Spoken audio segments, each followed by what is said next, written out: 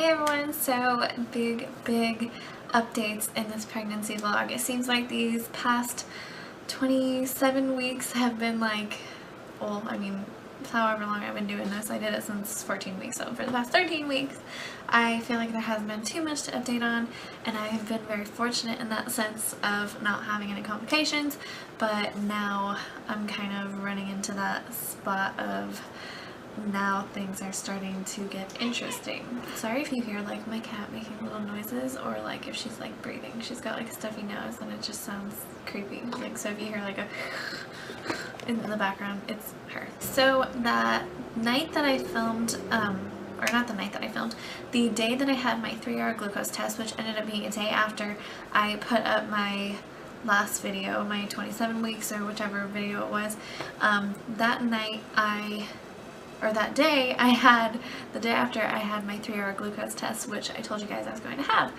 Well, it turned out that something ended up happening with my body in the process of having the glucose test done. So most people, I don't want to scare all of you women, but most women are fine with it. But with me, they wanted me to fast from midnight until I took my test at 9 o'clock the next day, and then you have to fast all throughout the test.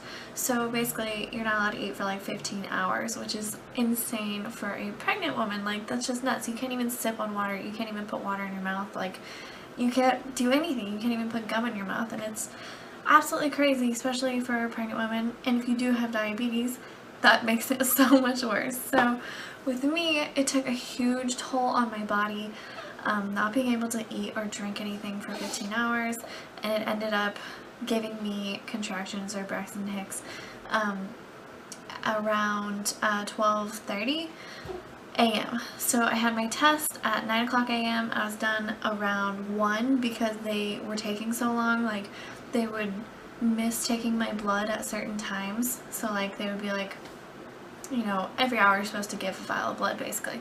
And with me, they kept forgetting and they kept having things come up, so it was like they would get someone else that would come in and then they would forget about me, so I get delayed 10 minutes, 12 minutes, like 25 minutes. So part of me thinks that, I mean, that is kind of a fault in their sense, because I was going longer than I was supposed to, rather than on the dot getting timed every hour. So my time was totally messed up. So I'm still gonna go ahead and just say, you know, stuff still happens.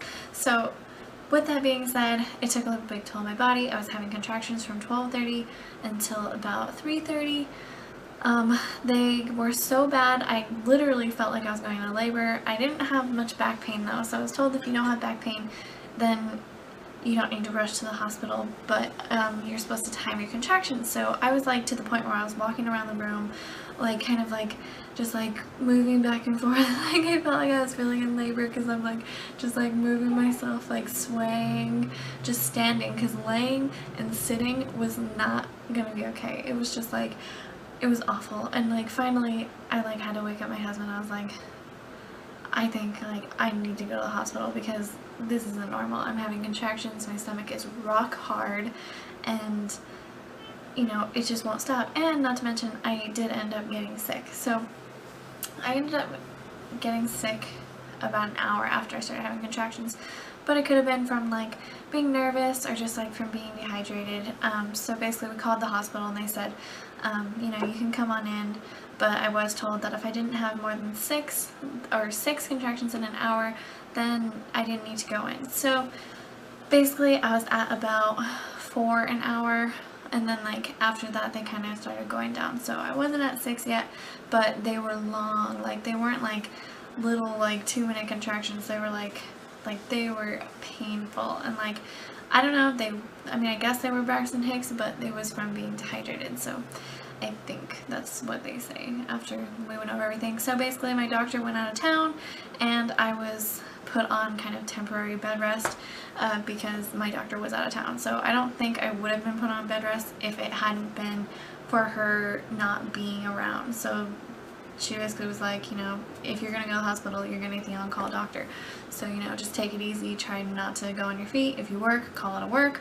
And yeah, pretty much I was on bed rest for about 5 days, and then I finally got to see her, and yeah, that's when it kind of all made sense, because I get to my appointment, and I mean, I probably will have had this in the title, but yeah, I get to my appointment and she's like, yeah, your blood work was bad, here's your numbers. They were about like 20 over what they were supposed to be, only on like 1 or 2 of the hours, but even if it's like one number over on one of your numbers, you have gestational diabetes. So I do have gestational diabetes, which I kind of figured I would. I kind of have been hinting to you guys, like, I'm so nervous. My mom had gestational diabetes with my brother, not with me, but with my brother, and so I kind of figured, you know, it runs in the family.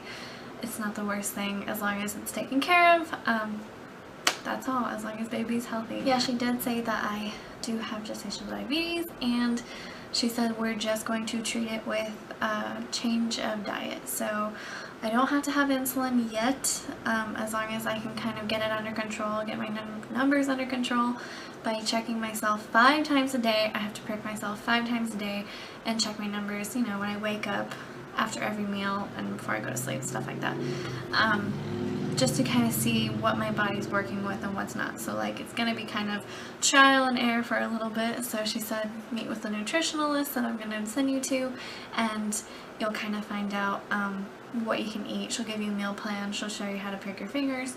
But basically, I'm not allowed to go to that, like, for their office reasons. They have like a grace period that you have to wait so that they can like gather all your papers from the lab and stuff. So I can't go for another, it's a little under 2 weeks. So it's some time, and until then they just told me to kind of cut out carbs. Not completely, but limit your carbs. Like, really watch out what you're putting in. Don't eat too much carbs. So basically I'm eating protein and vegetables and fruit. So that's pretty much all I can eat. As far as sugars go, I mean, you're just supposed to stay away from carbs. So I mean, with sugars, that's kind of a given. But they haven't told me, like, stay away from sweets, don't do sweets, which is strange. Like, you should tell a pregnant woman, like, don't eat sweets, but they say stay away from carbs, don't eat carbs. So I've been told not to eat carbs, and I am staying away from sweets. However, I have been told that you can have like a low carb, appropriate serving size bowl of ice cream as like one of your snacks, but as long as you have something protein with it. So it's really complicated how gestational diabetes go. I am going to do a little bit of vlogs on like how my gestational diabetes is going and how my meal plan is, just so if any other women are out there who end up getting it, or even if you just want to be healthier in your pregnancy, this isn't like a strict like diet plan. This is like our diabetes plan. It is a healthy lifestyle plan. So like, basically, you know, you have protein and healthy food. So I mean, you're really not restricted to too much. It's just, you know, the things that you really don't need, like starchy foods like white bread. You're not supposed to have that, white pasta, like stuff like that. So basically you substitute like the stuff that you would get normal, and you get whole wheat instead. So you're still allowed to eat the stuff, it's just in moderation, not out of control. Also, she told me that we are going to start doing non-stress tests, which I hear are very, very common. I've seen so many videos and vlogs and stuff about women who have had non-stress tests done. I, however, am going to be getting them done twice a week. So that's a lot, but they just want to make sure fluid's good and she's moving around appropriately, and appropriately, I don't even know if that's the right word, but no, just to make sure that she's doing good, and just to monitor her until I go into labor. So that'll be for the last 8 weeks of pregnancy is when we'll do that. So I'll go to the doctor 16 times in 8 weeks. That's crazy, but I mean, I get to see her. I don't know if I get to see her. I'm not totally sure what we're going to do during these stress tests. I know they put monitors up to your belly and like make sure the fluid's okay and everything like that. So I don't know. We'll see how that goes. I still have another 3 weeks until I start doing those twice a week. It's definitely a big change though, having gone like from having this easy flow pregnancy to now I'm going to be at the doctor twice a week. So it is what it is, and it's definitely not the worst thing in the world. I thought I was going to like bawl my eyes out like when I found out, but I really was kind of like, okay, how do we take care of it? Because, I mean, it is what it is. I mean, there's nothing I can do about it. my body isn't producing enough insulin, or it's just what I'm eating is not getting broken down right, whatever, processed right. I don't know, however you want to put it, but that's okay. It totally is fine with me, because if anything, it's gonna help me definitely keep track of my weight a lot more and what's going into my body, and it's gonna make sure that baby girl gets enough nutrients and everything that she needs. So as long as she is healthy, like I've always told you guys, I am totally okay with it. So now, twice a week, I mean, I'll take it if I get to check on my little baby and make sure that she's okay. And I will do what I have to do to make sure she's okay. So once we start doing the non-stress tests, if my levels haven't gone back to normal with my new meal plan that they're putting me on, then she will give me a pill, and if the pill doesn't work, she said less than 1% of women get insulin. So I guess we'll just see how that goes. I mean, worst case scenario, if I have to take a pill, it's okay, as long as it helps the baby and it makes it so that when she comes out, it's not as like hectic and stressful on her little body, then that's okay with me, and I just want us both to be healthy. That's pretty much it for this update. Like, I know this is a lot of me like rambling and talking on, but I had to like just give you guys some details, and I'm so sorry if this is really long and if it's boring, so I'm not going to go too much into like, you know, symptoms and stuff, because that was pretty much my highlight of the whole thing, or it's not a highlight, but it's my peak of 28 weeks. So yeah, that's how I'm starting my first or third trimester, is with this, but that's okay. It's just, though, the worst part of it was when I thought I was like going into preterm labor and I was having those contractions. So when I found out it was from, you know, me having diabetes and not being able to drink anything, I was just like, okay, that's good. Like, as long as she's okay and this is maintainable, then I can deal with that. But going into preterm labor and having no control over it, that just scared the crap out of me. So I'm going to go ahead and give you guys a belly shot so that we can wrap this up so it's not too long. Okay, so this is my maternity shirt from Ross. This one's, it's nice and long, and then the maternity leggings from Old Navy. And here's my belly. Belly button is still inside, but it's flat now, so woohoo! And I still just have the one stretch mark. Okay, so here it is with bare belly. Sorry if I have a line, that's where my pants are, but the line is getting darker and my belly button is flat now. I mean, it's got a little bit of an indent, but not too much. Yes, I'm not 100% sure if it is a stretch mark, but I think it is. It's a purple line, and it's like this level, so I don't know. We'll see if it turns into anything. But thank you so much for watching, guys, and I will keep you updated. Please, if you like watching these videos or any other types of videos, please subscribe, and I try to put up videos at least 2 or 3 times a week.